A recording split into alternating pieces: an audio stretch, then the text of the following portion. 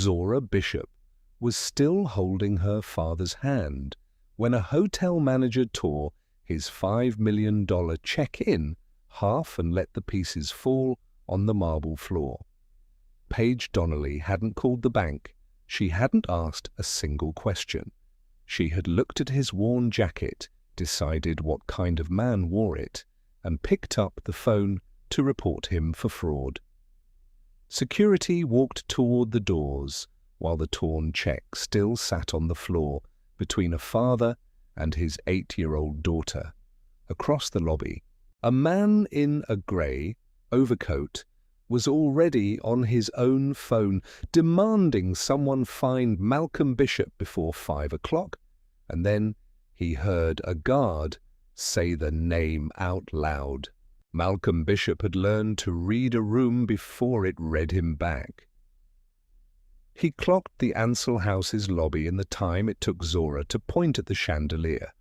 Marble floors, a valet stand, a woman in a charcoal blazer watching the entrance like she owned it. He didn't need the room. He needed 5 minutes with the finance office before the 5 o'clock cutoff. "Can I help you?" Paige Donnelly said it the way people say things they don't mean as a question. "I'm looking for Raina Cho. I have a delivery for her. Yeah, she's expecting it before 5. Paige's eyes moved over his jacket, his daughter's scuffed sneakers, the plain envelope in his hand. "Raina Cho doesn't take deliveries from the lobby. This one she does." He kept his voice level, the envelope resting flat against his palm. "It's time-sensitive. Sir, I'm going to need you to step aside." She said sir like it cost her something to use it on him. Zora tugged his sleeve. "Dad, why is she—" "It's fine," Malcolm said, not looking away from Paige. "The issuing bank can confirm this in under 2 minutes. All I'm asking is that someone make the call."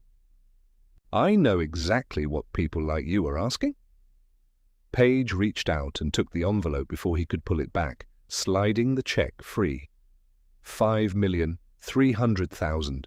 The number sat plainly under the lobby lights. "This is a joke." "It's not. People don't walk $5 million into a hotel lobby wearing a jacket like that." She tore the check once, then again, and let the halves drop onto the marble between them. "Security! Now!" The lobby had begun slowing down around them, heads turning toward the sound of tearing paper. Zora didn't cry. She stared at the pieces on the floor like they might reassemble if she looked hard enough. Malcolm crouched toward them, then stopped himself. He wasn't going to let his daughter watch him kneel for something Paige had just used to humiliate him. "You have no idea what you just did," he said quietly. "I know exactly what I did." Paige was already reaching for the desk phone, her voice pitched for the lobby now, not just for him. "I stopped a fraud in progress." 2 bellmen near the luggage cart stopped moving. A junior clerk behind the desk went very still, watching the torn check the way a person watches a spill they haven't been told to clean up. Malcolm put his hand on Zora's shoulder, steady, and said nothing else. Whatever came next wasn't going to start with him raising his voice in front of her. The torn check still sat on the marble when the first guard arrived. Malcolm hadn't moved.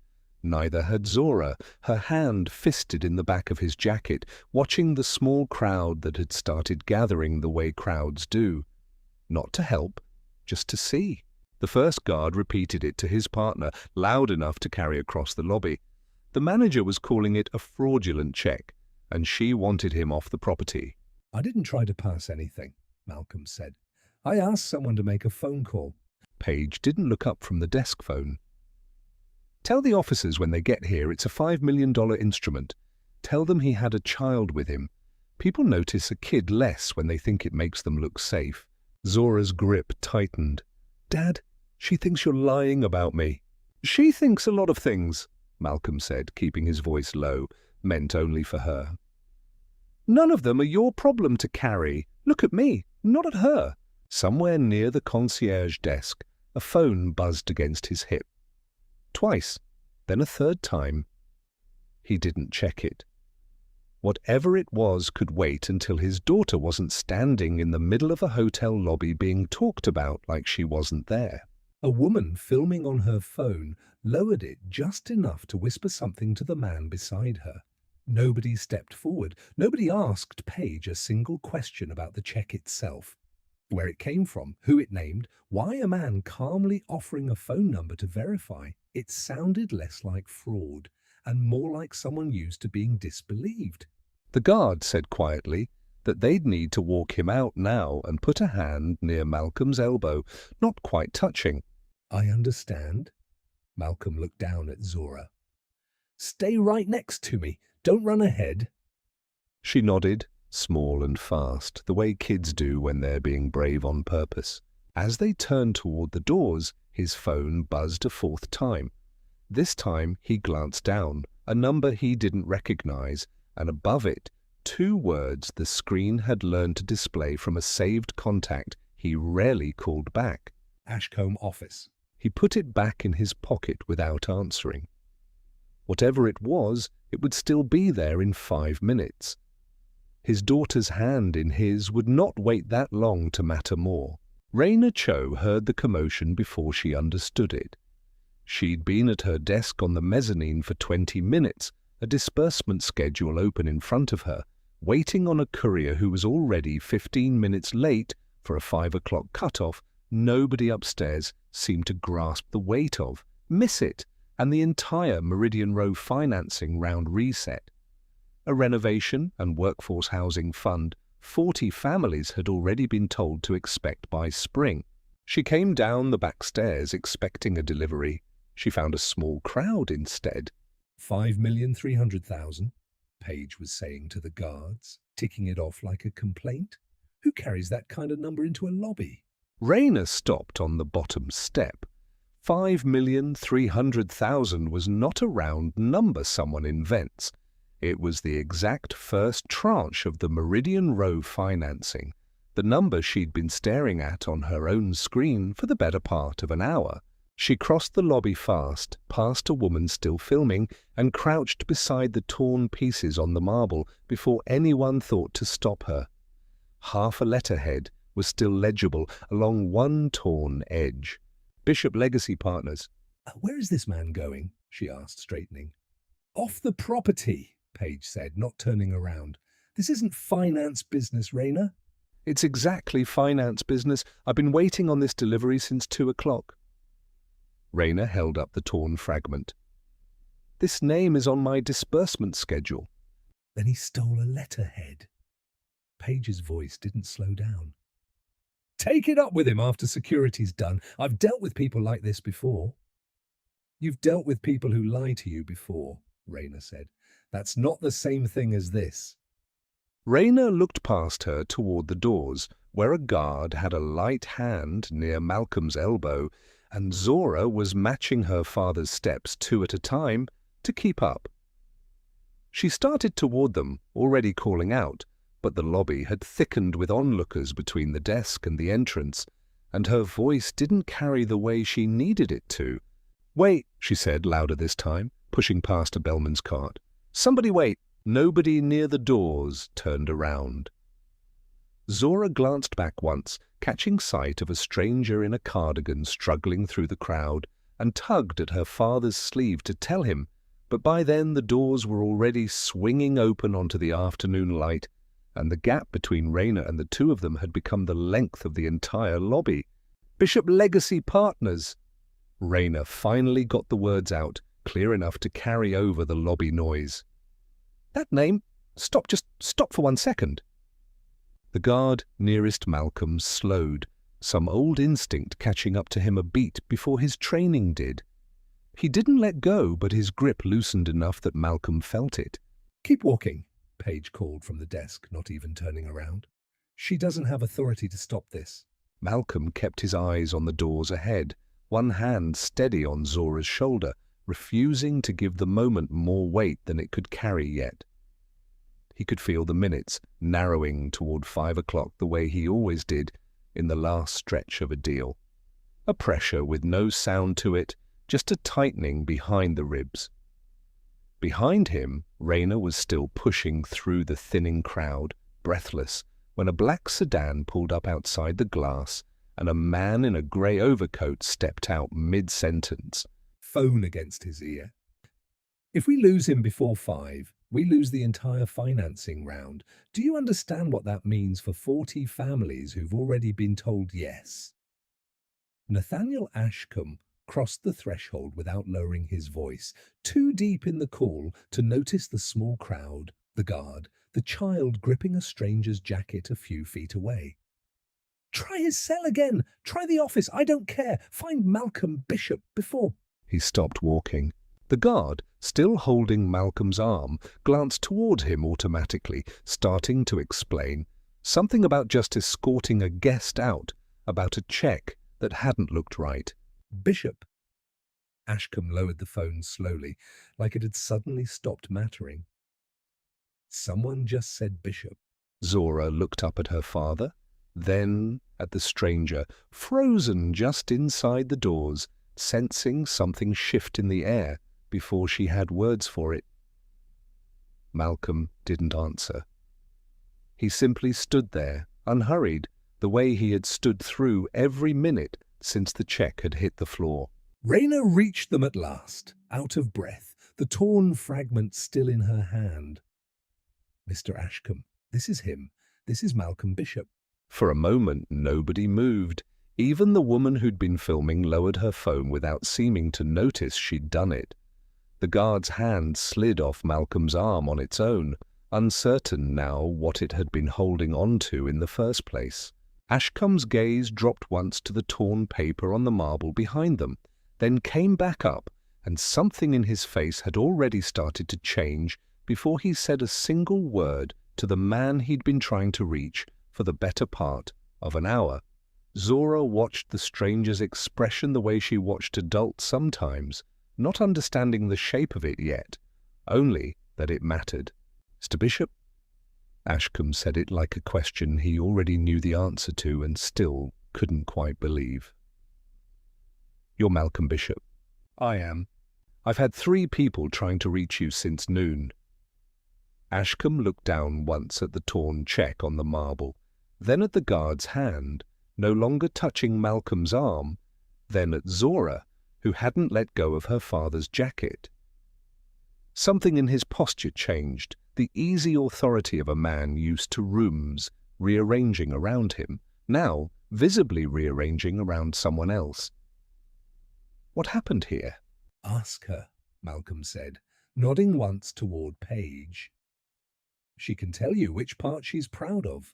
Ashcombe turned. For the first time since he'd walked in, his voice lost its urgency and found something colder instead. "Do you have any idea who you just called security on?" Paige's chin lifted, still certain of her own ground. "A man with no reservation and a check that didn't look real. Mr. Bishop chairs the fund financing the Meridian Row renovation. Every unit of workforce housing this property promised its own staff for next spring exists because he approved the capital 11 days ago on terms most investors his size wouldn't bother offering." Ashcombe said it loud enough for the whole lobby, not just for her. "He is the reason 40 of your co-workers have a moving date. He drove here himself, in an ordinary car, to hand-deliver the paperwork instead of sending a courier. And you tore up his signature in front of his daughter and called the police." A murmur moved through the onlookers still gathered near the desk. The woman who'd been filming lowered her phone the rest of the way, no longer sure the footage told the story she'd thought it did. "Sir," Paige started, "he didn't look like—" "Like what?" Ashcombe didn't raise his voice. He didn't need to. Zora pressed closer against her father's side, watching the stranger's face rather than the words, the way children track a room's temperature before its meaning. Rayner crouched, gathering the torn halves of the check off the marble with careful hands, as if the paper itself deserved better than the floor it had landed on. A bellman near the cart exhaled, low, the sound of someone realizing they'd stood still through something they should have stopped.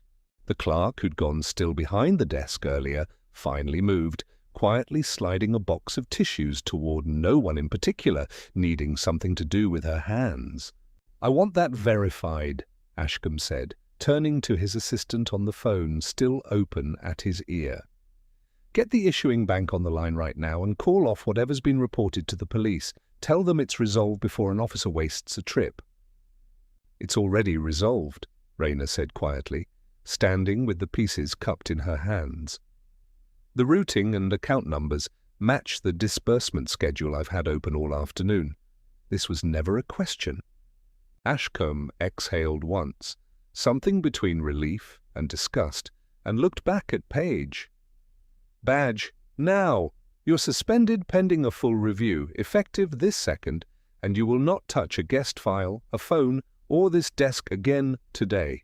Near the doors, the woman who'd been filming lowered her phone for good this time, glancing instead at the little girl still gripping her father's jacket. Somewhere behind the desk, a phone rang twice and nobody answered it. You can't just... "I can, and I am." He held out his hand and waited, unmoving, until she unclipped it and set it in his palm. "We'll talk about the rest of it with HR and with counsel. Right now, get off my floor." Malcolm hadn't moved through any of it. He crouched instead, meeting Zora at eye level, checking her over the way he always did after anything loud. Hands, face, breathing. "You okay?" She nodded, then glanced past him at the torn check in Rayner's hands. "Is the money still real?" "It never stopped being real," Malcolm said. "It just took the room a while to believe it." Ashcombe crouched too, awkward in a way that suited him better than his opening speech had. "I owe you an apology I can't make in one sentence, Mr. Bishop. What do you need from me right now? Not later." "Now." Malcolm stood, brushing invisible dust from his knees, and looked around the lobby. The guard still hovering, uncertain what to do with his hands. The woman who'd stopped filming. Rayner still holding the pieces like evidence she intended to keep. "Right now, I need 5 o'clock to still happen the way we planned it. Everything else we can talk about after that. But whatever that requires," Ashcombe said, "you have my word." "I'll want more than your word before this is over," Malcolm said, not unkindly. "But it's a start."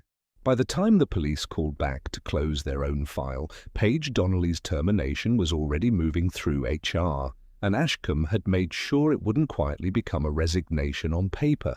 "She's out," he told the emergency review an hour later. 11 people crowded into a conference room built for 8. 2 regional directors dialed in on a screen at the end of the table. Not suspended and forgotten, terminated with a formal note in her file naming exactly what happened and to whom. He didn't wait for anyone to soften it into language about a difficult transition or a communication breakdown. "I won't have this property known for what she did to a man delivering the funding that keeps 40 of our own people housed." Nobody in the room reached for the word misunderstanding. Paige, given one chance to speak before the vote, said only that she'd been trying to protect the property and stopped when nobody's face changed. A regional director asked, almost gently, whether she'd once verified anything before refusing it. A smaller humiliation than the one she'd handed out, but she sat with it just the same.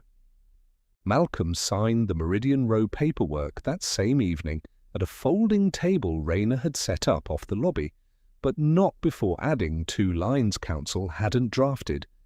Any transaction over a stated threshold now required a second staff member's verification before a guest could be refused or reported to police, and every property in the portfolio would carry a posted guest dignity policy reviewed twice a year by someone outside management's own chain of command. Ashcombe read both lines twice, then agreed to them without editing a word. "You could have walked away from this whole deal today," Ashcombe said, watching him sign. "Most people would have. Walking away doesn't fix the desk for the next person who isn't carrying a fund behind them," Malcolm said. "I'd rather fix the desk." Raina Cho didn't ask for anything. Ashcombe gave her the new compliance oversight role anyway, standing in front of the same staff who'd watched her get waved off an hour earlier, telling them plainly that she was the only person on that floor who'd trusted arithmetic over assumption, and that the hotel owed her for it before it owed anyone an apology to her. Raina accepted with a short nod, already reaching for her phone to reschedule the courier she no longer needed. The 5 o'clock cut-off came and went 20 minutes after the signature dried, the Meridian row disbursement clearing exactly the way Raina's schedule had always said it would. Nobody in the lobby applauded. A junior clerk quietly took down the framed brochure that had been sitting behind the desk for weeks, advertising a renovation. Nobody was sure, until that afternoon, was still coming. 3 months later, Malcolm brought Zora back to the Ansel House on a Saturday. No envelope this time, just a promise of lunch after. The lobby looked the same, marble, chandeliers, a valet stand by the doors. But something in how it moved had changed. An elderly man in a windbreaker and worn sneakers shuffled through the entrance ahead of them, no bags a bellman rushed to carry. The clerk at the desk looked up and greeted him with the same warmth she'd have shown anyone, Sir offered plainly, before he'd said a word about who he was or what he'd come for. Zora tugged her father's sleeve, watching with the attention of a child, cataloguing what had changed since she'd last stood in that exact spot. The way nobody's welcome here seemed to depend anymore on what they wore walking in. "That's the part that actually fixed it," Malcolm said, watching the door that had once swung shut behind them in silence now swing open for a stranger in worn sneakers, nobody behind the desk, waiting to find out first whether he deserved it.